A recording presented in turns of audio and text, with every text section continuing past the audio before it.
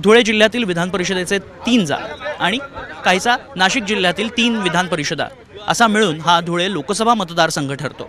त्यामुळे इथे काय घडतंय, इथे नेमकं सत्ताधारी आणि विरोधकांमध्ये काय युद्ध रंगतंय, कसा सामना सुरू आहे ते जाणून घेण्यासाठी थेट मैदानात आलेलो आहोत। सुरू करूयात। आपल्यासोबत भाजपचे सत्ताधारी आहेत, पदाधिकारी आहेत, त्यांच्याकडनं जाणून घेऊयात काय नेमकी सध्याची परिस्थिती आहे। भामरेंना पुन्हा एकदा तिकीट जाहीर झालेलं आहे आणि कशी तयारी आता सुरू झाली आहे? माननीय बाबासाहेबांना तिसऱ्यांदा उमेदवारी मिळालेली आहे, ती त्यांच्या कर्तृत्वानेच मिळालेली आहे। त्यांनी 10 वर्षात ह्या लोकसभेमध्ये अनेक विकासाचे कामं केलेले आहेत। त्यात सगळ्यात महत्त्वाचा जो प्रश्न होता, सुलवाडे जामफळ हे जे धरण बाबासाहेबांच्या माध्यमातून बनवलं गेलेला कामाची सुरुवात झालेली आहे आणि काम देखील चालू आहे। त्यात 200 गावं ही पाण्याखाली ओलिताखाली येणार आहेत आणि त्याच्यातील शिंदखेडा तालुक्यातील सर्व शेतकरी हे त्यांची शेती हे सुजलाम सुफलाम होणार आहे। कशी तयारी सुरू आहे? तुमचं नाव आघाडीवर असल्याचं कळतंय, काय गणित काय असणार आहे? बघा, या 10 वर्षामध्ये या खासदारांचं काम अतिशय निष्क्रिय आहे। ज्या पूर्वीच्या काँग्रेसच्या काळातल्या योजना होत्या त्यालाच पुढे कंटिन्यू करण्याचं काम सुरू आहे, कारण ते सत्तेवर आहेत म्हणून त्यांचं कामच ते कर्तव्यच आहे। कोरोनाच्या काळामध्ये तर हे 3 वर्ष रस्त्यावरच दिसले नाहीत। सामान्य कार्यकर्ता, सामान्य माणूस, सामान्य नागरिक बिचारा सैरावैरा पळत होता आणि स्वतःच्या उपाययोजना करण्यासाठी त्याने सातत्यानं काम करण्याचा प्रयत्न केला। अशा वेळेस हे निष्क्रिय खासदार लोकांना त्याचं सेवा देण्यासाठी सुद्धा उपलब्ध झालेले नाहीत। म्हणून अतिशय अँटी इन्कम्बन्सी प्लस आमच्या पक्षाचे नेतृत्व राहुलजी गांधी असतील, उद्धव ठाकरे साहेब असतील, शरदचंद्रजी पवार साहेब असतील किंवा इंडिया आघाडीचे आमचे सर्व घटक पक्ष मिळून आम्ही निश्चितपणानं ह्या भारतीय जनता पार्टीच्या विरोधात मुकाबला करण्यासाठी सज्ज झालेलो आहोत। ठीक आहे, 3 टर्म इथे खरं तर खासदार आहे तो भाजपचा आहे, भाजपचं वर्चस्व राहिलेलं आहे। त्यात कशा पद्धतीत तुम्ही डिफेंड करणार आहात किंवा कशा पद्धतीत लढणार आहात हे सगळ्या परिस्थितीमध्ये? सर, यांच्या ज्या काही योजना आहेत, मलनिस्सारण योजना यांची 170 कोटीची, ती 5 वर्षापासून चालू आहे, ती पूर्ण झालेली नाही आहे। सुलवाडे जामफळ यांचं पूर्ण झालेलं नाही आहे। यांचं पाणी योजनेची जी काही अक्कलपाड्याची योजना आहे ती यांची पूर्ण झाली नाही। अमृत योजना यांची पूर्ण झाली नाही। रस्त्यांमध्ये यांनी इतका भ्रष्टाचार केलेला आहे की रस्त्यांवर रस्ते काढून टेंडर काढून यांचे बिलं काढायचे, खालचे लेअर टाकायचे नाही। यांची सर्व मनपामध्ये यांनी लूट केली। सेंट्रल गव्हर्नमेंटकडनं DMIC नावाचा खूप चांगला प्रोजेक्ट इथे देण्यात आला होता। 15,000 हेक्टरवर त्यांनी जवळजवळ प्रोजेक्ट येणार होता, म्हणजे जे आपले लोकप्रतिनिधी त्यांची उदासीनता होती म्हणून तो प्रोजेक्ट बाहेर हलवण्यात आलेला आहे। त्यामुळे जवळजवळ 5 लाख पॉप्युलेशन धुळ्यातली वाढली असती, लोकांना रोजगार मिळाला असता, शेतकऱ्यांना भाव पण मिळाला असता, पण ह्यात काहीच होणार नाही आहे आणि सगळी उदासीनता इथल्या लोकप्रतिनिधींची त्याच्या दिसून येते पूर्णपणे। ठीक आहे, उत्तर घेऊ आपण, बोला। सर, या 10 वर्षात साधारणतः 10 वर्षात जे मनमाड योजनेअंतर्गत जी रेल्वे योजना येणार होती, परंतु ते 10 वर्षात त्यांनी असं गाजराप्रमाणे दाखवलं आहे आणि आताही पुन्हा तेच आभासी चित्र निर्माण करण्यात आलेलं आहे लोकांपुढे आणि पुढेही ते तसंच करतील, फक्त त्याचं आमिष दाखवतील आणि पुढे सत्ता कशी देण्याचा फक्त ते प्रयत्न करतील। हे सगळं आभासी आहे। वंचितची काय भूमिका असणार आहे? कारण वंचित अजूनही महाविकास आघाडीची दारं खुलं आहेत तुमच्यासाठी असं म्हटलेलं आहे, काय भूमिका काय? महाविकास आघाडीबरोबर वंचित बहुजन आघाडी जाण्याचा प्रयत्न करते आहे। बाळासाहेब आंबेडकरांनी सातत्यानं महाविकास आघाडीसोबत जाण्यासाठी त्यांची दारं खुली ठेवलेली आहेत, परंतु महाविकास आघाडी ही खोटं बोलून महाराष्ट्राच्या जनतेसमोर एक दिशाभूल करण्याचं प्रयत्न करीत आहेत आणि आमच्याबद्दल महाराष्ट्राच्या जनतेसमोर अविश्वास निर्माण कसा होईल असं सातत्यानं खोटं बोललं जात आहे। आमची मागणी आहे महाविकास आघाडीला, जर खऱ्या अर्थानं BJPला हरवायचं असेल, मोदीला हरवायचं असेल तर खऱ्या अर्थानं ही आघाडी झाली पाहिजे आणि आघाडी बरोबर घेऊन आम्हाला त्या बैठकींमध्ये सन्मानजनक वागणूक दिली पाहिजे। वंचित तर म्हणताय की दारं खुली असली तरी आम्ही लात मारू, लाचारी करणार नाही। महाविकास आघाडीच्या संदर्भामध्ये जो निर्णय होईल तो वरिष्ठ पातळीवर होईल। मी आज धुळे लोकसभा संदर्भात बोलतोय की या ठिकाणी भाजपने धुळे शहरामध्ये सुभाष बाबा भामरे यांच्या नेतृत्वामध्ये धुळे शहरातील 5 ते 10 पटीने घरपट्टी आणि मालमत्ता कराचा वाढ झालेला आहे। आज जवळपास 150 करोडची घरपट्टी या शहरातून वसूल केली जाते, त्या मानाला 1 रुपयाचं काम या शहरामध्ये दिसत नाही। रस्ते खराब आहे, 15-15 दिवस पाणी येत नाही, घंटा गाडी येत नाही, पथदिवे बंद आहे। याला सर्वस्वी भाजप आणि सुभाष बाबा भामरे हे जबाबदार आहेत असा स्पष्ट आरोप आहे। की हे म्हणतात की आपकी बार 400 पार, जर यांचं एवढं यांची ताकद आहे तर मग यांनी आधी आमची शिवसेना फोडली, नंतर राष्ट्रवादी फोडली, आता यांना मनसेची गरज पडते, मग खरंच यांची ताकद आहेत का? आणि दुसरा विषय लोकलवरती मला बोलायचं आहे की यांनी सांगितलं की एक दिवसाआड पाणी देऊ, 12 दिवस होऊन जातो तरी धुळेकर जनतेला पाणी मिळत नाही. आणि रोजगाराचा प्रश्न आहे. 20 वर्षापासून BJPचा खासदार या मतदारसंघामध्ये धुळे लोकसभा मतदारसंघामध्ये निवडून येत आहे. बेरोजगारी एवढी आहे की त्या 20 वर्षामध्ये यांनी 20 रोजगार सुद्धा दिलेले नाही आहेत. यांचं उत्तर यांनी द्यावं सत्ताधाऱ्यांनी. मी उत्तर घेतो मला उत्तर घेऊ दे. 10 वर्षामध्ये डॉक्टर सुभाष भामरेंनी BJPची सत्ता असताना सुद्धा, नगरपालिकेत त्यांची सत्ता असताना सुद्धा वीर सावरकर पुतळ्याला आमदार डॉक्टर फारुख शाह यांनी निधी दिलेला असताना नगरपालिकेने त्यांचं नख कापायला नको जायला म्हणून ते आम्हाला त्यांनी परवाना दिला नाही आणि त्याच्यासाठी वेगळा त्यांनी त्याच्यामध्ये निधी निर्माण केलेला, निधी खेचून आणलेला. ही सगळ्यात मोठी शोकांतिका आहे. ज्याच्या नावावर आपण मतं मिळवतो त्या महापुरुषाला सुद्धा यांनी डावलण्याचा प्रयत्न केलेला आहे. यांना निवडणूक आली की यांना धर्म आठवतो, देव आठवतात, महापुरुष आठवतात. आज रेल्वेचे बोगदे बघा, धुळे शहरामध्ये किती हाल केलेले. 15 कोटीचे बोगदे बनवलेले. अर्धा बोगदा पाण्याने, आत्ताही तुम्ही जा तिथे बघा, अर्धा बोगदा पाण्याने आहे. हे भ्रष्टाचारी सरकार. गेल्या 3 टर्म इथे भाजपचं खासदार आहे, भाजपचं वर्चस्व राहिलं आहे. आता पुढच्या टर्ममध्ये सुद्धा उमेदवारी भाजपला जाहीर झालेली आहे. इकडे महाविकास आघाडीचा उमेदवार अजून ठरलेला नाही. अशामध्ये काय अपेक्षा काय आहेत, तुमच्या मागण्या काय आहेत? आमची अपेक्षा हीच आहे की राजकीय क्षेत्राने उद्योग आणि व्यापार, कारण उद्योग जर वाढवायचा असेल तर राजकीय क्षेत्राचं पाठबळ फार महत्त्वाचं आहे. आणि राजकीय क्षेत्राचं जर पाठबळ मिळालं तर उद्योग विकास वाढू शकेल. येणाऱ्या खासदारांकडून आमची हीच विनंती, आग्रहाची भूमिका अशी असेल की या शहराच्या राजकीय विकासाचा विचार करताना या शहराच्या औद्योगिक क्षेत्रासाठी जे काही आपल्याला पायाभूत सुविधा लागणार आहेत, व्यापार वाढीसाठी ज्या काही पायाभूत सुविधा लागणार आहे, त्या गोष्टीकडे लक्ष देऊन संवाद केला गेला पाहिजे. आणि संवादाने या गोष्टी जर सोडवल्या तर निश्चित येणाऱ्या 10 वर्षामध्ये धुळ्याच्या इन्फ्रास्ट्रक्चरच्या बाबीकडे पाहताना आपण जर लक्ष दिलं गेलं तर आपण निश्चित या या महाराष्ट्रातला अव्वल जिल्हा म्हणून निश्चित येऊ शकेल. ठीक आहे. इथे आपल्यासोबत काही काय नेमक्या मागण्या काय आहेत, काय सध्या जे काही घडतंय गेल्या 10 वर्षांमध्ये तुम्ही बघताय की धुळ्याचं चित्र काय? मुख्यतः धुळ्याच्या दृष्टिकोनातून आपण पहिल्यांदा असं बघत होतो की हायली क्वालिफाईड माणूस प्रतिनिधी म्हणून दिलेला होता. स्थानिक स्वराज्य संस्थेत देखील त्यांची सत्ता होती, राज्यामध्ये देखील त्यांची सत्ता होती, केंद्रामध्ये देखील त्यांची सत्ता होती. असं एवढं असताना देखील ते कुठल्याही पद्धतीने मूलभूत समस्या धुळ्याची सोडवण्यामध्ये नाकाम झालेले आहेत. आणि एक उत्कृष्ट मॉडेल म्हणून आपण बघू शकतो की संरक्षण मंत्री असताना मनोहर पर्रिकरांनी ज्या माणसाला नाकारलं त्याच माणसाला धुळ्यामध्ये प्रतिनिधी म्हणून तिसऱ्यांदा तिकीट देऊन मला असं वाटतं की धुळ्याची जनता ही कॉपी करणारी नाही, तिसऱ्यांदा त्यांना स्वीकारणार नाही. धुळे लोकसभामध्ये डॉक्टर बाबासाहेबांमुळे जी विकास कामं झाली त्या अतिशय उत्कृष्ट विकास कामं आहेत. त्याच्यामध्ये तुमचं नरडण MIDC असेल, सोलोडा जामफळ असेल, तुमचं मनमाड इंदोरचं जे काम सुरू झालं आहे, किंवा मग बोरविल ते नरडाणा रेल्वे कामाचं उद्घाटन झालेलं आहे. 750 कोटीचा तो प्रोजेक्ट आहे. याच्यामुळे काय झालं की युवकांना जी संधी मिळणार आहे, MIDC आली, रेल्वे आली, याच्यामुळे काय होणार, उद्योग वाढणारे, उद्योग वाढल्यामुळे युवकांना चालना मिळणार आहे, नवीन उद्योग धुळे लोकसभेमध्ये येणार आहेत. समाजाची मतं फार महत्त्वाची आहेत. सामाजिक समीकरणं धुळ्याची फार वेगळी आहेत. मराठा समाज म्हणून आता तिसरी आघाडी देखील होऊ घातली आहे. तिकडे वंचितने तुम्हाला हाक मारलेली आहे. काय ओव्हरऑल चित्र असणार आहे? आमचा निर्णय आज जरांगे पाटील साहेब जो निर्णय देतील तो धुळेकर सकल मराठा समाज मान्य करेल. तत्पूर्वी राणे साहेबांनी आम्हाला आरक्षण दिलं होतं 16%, फडणवीस साहेबांनी दिलं 13% आणि शिंदे साहेबांनी शिवरायांची शपथ घेऊन दिलं 10%. मागचे दोघे आरक्षण टिकले नाही, हे पण टिकणार नाही आहे. जे 10% आरक्षण दिलं, सगळे सोयऱ्याचं GR साठी आम्ही मागणी केली होती, पण त्या ठिकाणी जे विधानसभेत झालं ते 10% झालं आणि हे कोर्टात टिकणार नाही हे सगळ्यांना माहिती आहे.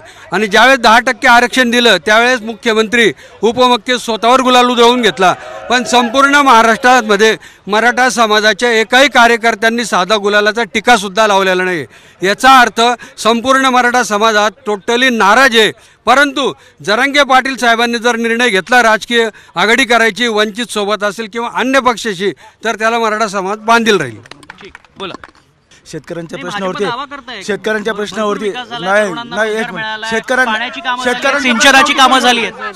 प्रश्नावरती कोण बोलेल? गेल्या 10 वर्षामध्ये मोदी सरकारने या ठिकाणी कांद्याला भाव दिलेला नाही, कांदा निर्यात बंदी बंद केली. एका एकरमध्ये कांद्याला पिकवायला कमीत कमी 30 ते 35 हजाराचा खर्च येतो. आज 700 ते 800 रुपये क्विंटल कांद्याला भाव चालू आहे. एकरी कांदा 20 ते 25 क्विंटल शेतकरी पिकवतो, त्याच्यामध्ये त्याचा खर्च देखील निघत नाही आहे. पोटॅश झालं, रासायनिक खतं झालं, युरिया झालं, सगळ्या किमती ज्या काँग्रेसच्या राजवटीत कोटीमध्ये 400 ते 450 रुपये होत्या, आज त्या 2200-2300च्या पार झालेल्या आहे. एका एकर याला कमीत कमी 4 बागा युरियाच्या त्या ठिकाणी लागत असतात. एवढ्या खतं टाकल्यानंतर देखील शेतकऱ्यांचं उत्पन्न आल्यानंतर मोदी सरकार जून महिन्यापर्यंत कांद्याची निर्यात बंदी उठवायला तयार नाही आहे. त्यामुळे आज उन्हाळी कांदा निघायला सुरुवात झालेली आहे. शेतकऱ्यांकडे चाळी नाहीत, एकीकडे अवकाळी पावसाचं या ठिकाणी हे आहेत. आज दुपारी काही ठिकाणी पाऊस पडलेला आहे. धुळे जिल्हा हा संपूर्ण भारताला, धुळे आणि मालेगाव जिल्ह्यातला जो शेतकरी आहे तो संपूर्ण भारताला कांदा त्या ठिकाणी पुरवत असतो आणि ह्याच भागामध्ये कांदा निर्यात शेतकरी आज आत्महत्येला या ठिकाणी आलेला आहे. विद्यमान खासदारांनी 556 प्रश्न जे संसदेमध्ये विचारले, शेतकऱ्यांच्या संदर्भामध्ये एकही प्रश्न त्या ठिकाणी विचारलेला नाही आहे. आदेश आलाय नाही आलाय, महायुतीत सोबत आहात नाही आहात, जागा लढवणार आहात, 3 जागांची मागणी ऐकायला येते, काय परिस्थिती काय सध्या?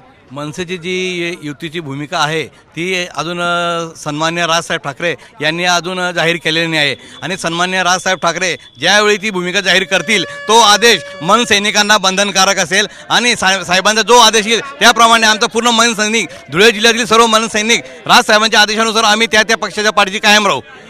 पण स्थानिक पातळीवर तुमची भूमिका काय? तुम्हाला महायुतीत सहभागी होऊन विकासाचं जे काही विजन आहे त्यांचं ते मांडायचं की महाविकास आघाडीसोबत? तुमच्यासाठी सर्वात शेवटचं आणि पहिलं वाक्य सन्मान्य हिंदू जननायक राजसाहेब ठाकरे यांचा आदेश शिरसावंतर आहे.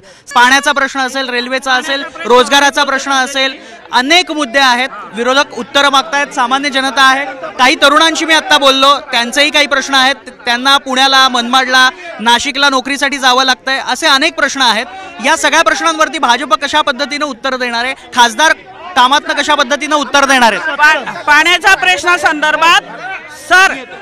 प्रश्न संदर्भामध्ये 27 डिसेंबरला 3 महिन्यापूर्वी डॉक्टर सुभाषबाबा भामरे आदरणीय धुळे शहराचे लोकप्रिय खासदार यांनी अक्कलपाडा पाणी पुरवठा योजनेसाठी 170 कोटी रुपये मंजूर केले आणि ती योजना पूर्ण करून घेतली आणि यात 27 डिसेंबरला त्या योजनेचा लोकार्पण सोहळा केला. याच्या अगोदर धुळे शहरामध्ये पहिल्यांदाच भारतीय जनता पार्टीची सत्ता पहिल्यांदा आलेली आहे. याच्या अगोदर 10 आणि 8 दिवसात पाणी मिळत होतं, परंतु आता 3 महिन्यापासून धुळे शहरातील जनतेला 2 दिवस आड पाणी मिळत आहे. टेक्सटाईल पार्क येणार होतं मोठं भरीव तरतूद करून, त्याचं काय झालं? टेक्सटाईल पार्कपेक्षा या धुळे शहरामध्ये 800 लोक काम करणारी 3 पाळीमध्ये काम करणारी NTC मिल होती. हे सगळे ती खाऊन गेले. या धुळे शहराचं असं नाव लौकिक होतं, पंडित जवाहरलाल नेहरूंपेक्षा जास्त मतं मिळवणारा हा जिल्हा होता. त्यांनी कधी पाणीच आणलं नाही. त्यांनी फक्त आणले साखर कारखाने, बंद पडले. त्यांनी आणले मेडिकल कॉलेज, त्यांनी आणले कॉलेज, हे कुठे गेले? बेरोजगारी सुरुवात कुठं झाली? या 10 वर्षात लोक बेरोजगार झाले. त्यांनी जो मुद्दा उपस्थित केला, या जिल्ह्यामध्ये साक्री तालुक्यामध्ये जे सुभाष भामरे यांचे वडील यांनी एक कारखान्याची निर्मिती केली, सगळा कारखाना खाऊन गेले. अद्याप कारखाना सुरू होत नाही. रोज आश्वासनं देतात पण कारखानदारी उद्ध्वस्त करण्याचं पाप डॉक्टर भामरेंच्या वडिलांचं. शिरपूरच्या साखर कारखान्याची वाट अमरीशभाईंनी लावली. सगळा साखर उद्योग या ठिकाणी यांच्या पुढाऱ्यांनी बुडवला. आज ईडीच्या धाकाने यांच्याकडे सगळ्या काँग्रेसचे नेते चालले गेले. त्यांनी त्या सहकाराचा वाटोळा करून ठेवलेला आहे. बोला साहेब, आमचा खासदारांना एक प्रश्न आहे की 2012-13 पासून दिल्ली मुंबई इंडस्ट्रियल कॉरिडॉर प्रकल्प मंजूर आहे. आम्ही 4दा वेळेस खासदारांना भेटलो. 15,000 एकर जमिनीमध्ये इंडस्ट्रियल प्लॅन या ठिकाणी पडला आहे, पण 10 वर्षामध्ये खासदारांनी यासाठी काही प्रयत्न केला नाही. याला कॅबिनेटची सुद्धा मंजुरी आहे. तारीख वाईज आपल्याला या ठिकाणी दाखवतोय. आमचा प्रश्न भाजप आणि खासदाराला आहे, तुम्ही दिल्ली मुंबई इंडस्ट्रियल कॉरिडॉर साठी काय केलं? हा प्रकल्प रद्द करायचं काम भाजपच्या सुभाष भामरेंनी केलेलं आहे. कॉरिडॉरचं काम ठीक आहे. अजून एक मुद्दा, महिला सन्मानाबद्दल बीजेपी पार्टी मोठी मोठी घोषणा देते, मोठे मोठे नारे लावते, पण दुर्दैवाची बाबाशी जेव्हा 15 ऑगस्टला नरेंद्र मोदी साहेब लाल किल्ल्यावरून भाषण देत होते, महिला सन्मान आणि महिला सशक्तीकरणाची बात बोलत होते, तेव्हा या भारतीय जनता पार्टीचे गुजरात सरकार जे बिल्किस बानोचे जन्मठेपाचे आरोपी त्यांच्या शिक्षा माफी केली. यांना विचारा महिला सन्मानबद्दल. नंगन अवस्थेमध्ये मणिपूरला हे महिलांना फिरवत होते तेव्हा हे कुठे होते? आणि हे अतिरेकाबद्दल बोलतोय, पुलवामाचे आरोपी कुठे गेले? यांना विचारा. धुळ्यातली शैक्षणिक अवस्था अत्यंत बिकट झालेली आहे. हे लोक सर्व महानगरपालिकेच्या शाळा सर्व विकलेल्या यांनी विकून यांनी तिथं कॉम्प्लेक्सेस बांधलेले. जिल्हा परिषद शाळांच्या सर्वत्र अत्यंत वाईट अवस्था आहे. शिक्षणासाठी काहीच केलं जात नाही आहे. धुळ्याचा सांस्कृतिक वारसा खूप मोठा आहे. विकास राजवाडे संशोधन मंडळ आहे, इथं वेगवेगळ्या वैचारिक विचारधारा आहे, त्याच्यासाठी कोणताच राजकीय पक्षाने आजपर्यंत कुठलंच काम केलेलं नाहीये. त्यामुळे थोडक्यात विकास कागदावर झालाय, शेतकऱ्यांना बिलकुल झालेला नाहीये. विकास फक्त राजकीय पक्षाच्या पदाधिकाऱ्यांचाच झालेला आहे. ठीक आहे. या राज्यातील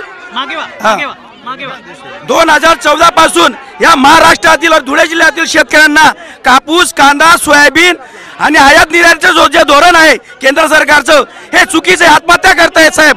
आणि आजपर्यंत धुळे जिल्ह्यातील सहकार खातं असो, जे उद्योग होते त्या खासदारांनी काही काम केलेलं नाहीये. सर्व उद्योगधंदे बंद आहेत. मार्केट कमिटीला कापूस नाही, आयातीचं धोरण सुरू आहे. आत्ताच सर्वे झाला की 83% लोकसंख्या बेरोजगारांची आहे. तरी या जिल्ह्यातील लोकांना औद्योगिकरणासाठी कुठलाही उपाययोजना नाहीत. तरी आम्ही निषेध करतो या शासनाचा की शेतकऱ्यांचं शासन नसून हे बळीराजाला कापण्याचं शासन आहे. निवडणुकांच्या आधीच गुलाल उधळत आहे. हो हो हो, आम्हाला माहिती आमचा विजय पक्का आहे. आम्ही जी विकास कामं केली, डॉक्टर बाबांनी 10 वर्षाची विकास कामं केली, त्यामुळे आम्हाला पक्का विश्वास आहे की डॉक्टर भामरे यावेळेस हॅट्रिक करणार. 3 लाख मताच्या लीडने डॉक्टर सुभाष भामरे हे निवडून येणार आहे. ईडीचा धाक दाखवून सर्व भारतातल्या नेत्यांना, आमच्या धुळे जिल्ह्यातल्या सुद्धा नेत्यांना ईडीचा धाक दाखवून आपल्या पक्षामध्ये आणून आज लोकशाही संपवण्याचं काम मोदी आणि त्यांचं सरकार करत आहे. दुसरं असं, या मतदारसंघाचे विद्यमान खासदार हे देशाचे संरक्षण राज्यमंत्री होते, तरीसुद्धा त्यांनी या जिल्ह्यामध्ये एकही मोठा प्रकल्प आणला नाही. धुळे जिल्हा आधीपेक्षा अजून मागास होऊन गेलेला आहे आणि यांचा आज निवडणुकीमध्ये कुठलेही निवडणूक चान्सेस नाही आहेत. काँग्रेस पक्ष सक्षम उमेदवार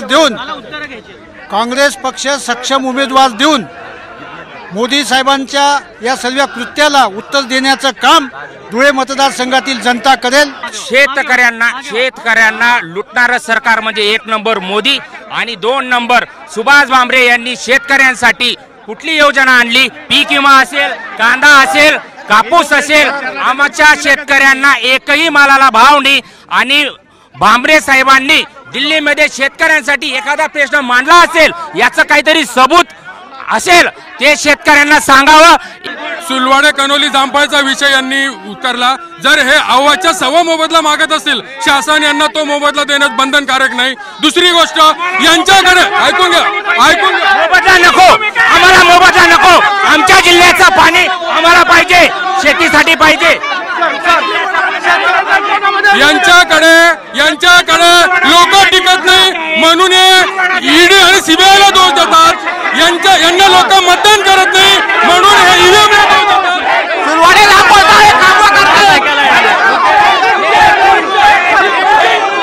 सगळेच मुद्दे इथे महत्वाचे आहेत.